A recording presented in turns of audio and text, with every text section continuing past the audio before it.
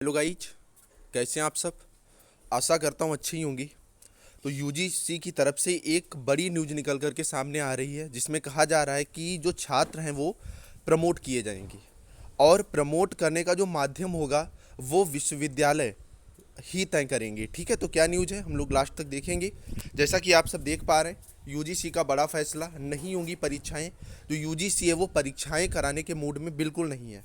विश्वविद्यालय इसका फैसला ले सकेंगे और इस बार जो छात्र हैं उनको जल्दी प्रमोट किया जाएगा, क्योंकि पिछली बार जो सेशन था वो डिले हो गया था परीक्षा कराने के ही चक्कर में। इस बार सेशन जब प्रमोट ही करना है तो ये लोग डिले नहीं करना चाह रहे। तो क्या पूरी न्यूज़ है, चलिए देखते हैं।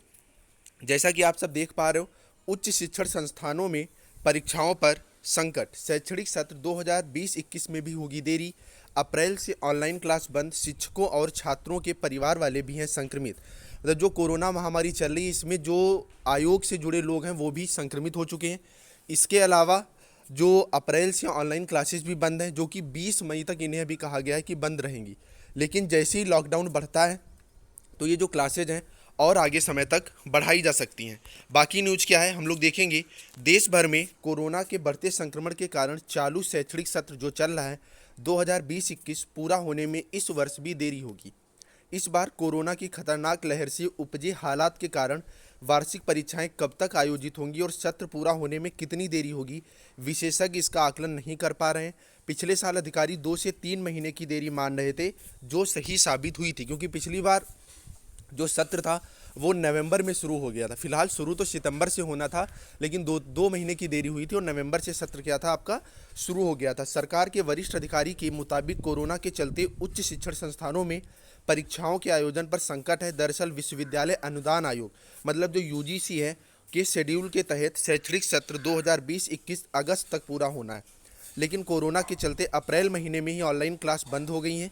कोरोना की पहली लहर में छात्र घर बैठे ऑनलाइन क्लास से लेकर ऑनलाइन परीक्षा दे सकते थे, लेकिन कोरोना की दूसरी खतरनाक लहर में छात्रों शिक्षकों के अलावा परिजन भी संक्रमण की चपेट में है। ऐसे में इस बार अब बैठे परीक्षा बाधित हुई है।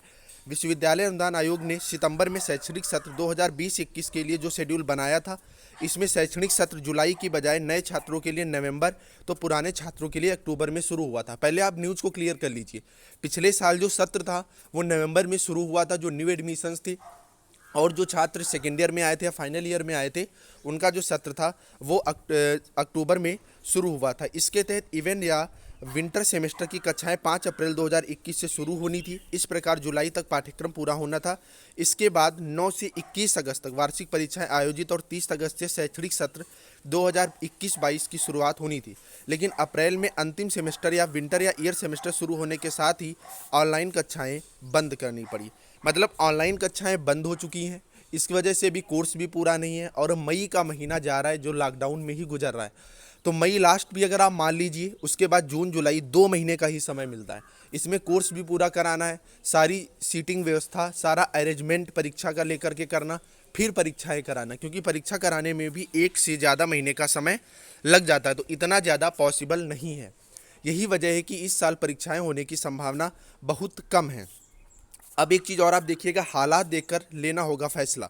सरकार के वरिष्ठ अधिकारी के मुताबिक चालू सत्र के तहत परीक्षाएं आयोजित करने का फैसला विश्वविद्यालयों को राज्यों और स्थानीय कोरोना हालात को देखकर लेना होगा। शहरों की तर्ज पर ही अब ग्रामीण इलाकों में भी कोरोना संक्रमण के मामले में बढ़ोतरी दर्ज हुई है। ऐसे में अब कोई समय सीमा तय करना फिलहाल बेहद मुश्किल है।